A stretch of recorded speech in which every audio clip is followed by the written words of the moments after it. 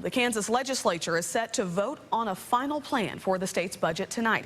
41 Action News reporter Josh Helmuth is joining us now in the studio, and you're going to tell us, Josh, who this may or may not impact, right? Yeah, that's right, Dia. House and Senate negotiators are desperately trying to find ways to close up a $290 million shortfall. An agreement could come before midnight tonight, and as you can imagine, the cuts are expected to be as wide as the deficit itself.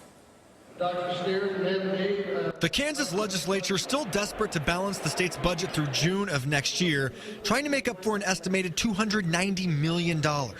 Kansas House and Senate negotiators agreed Saturday to protect K-12 education funding. However, colleges are another story. Reports indicate KU could lose more than $5 million, K-State more than $4 million, Wichita State possibly more than $2 million lost if the governor cuts higher education under a proposed plan. The current plan also delays $99 million in state employee pensions due this spring, possibly through June of 2018. Also delayed 25 new road projects throughout the entire state.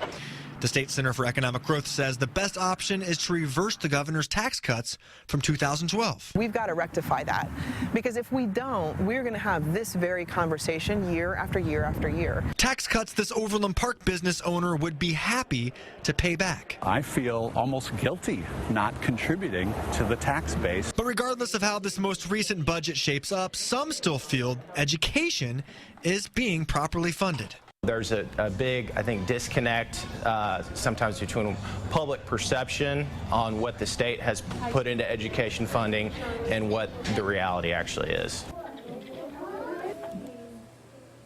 Governor Brownback is also expected to make unspecified spending cuts after July 1st in order to keep the budget balanced. Josh Helmuth, 41 Action News.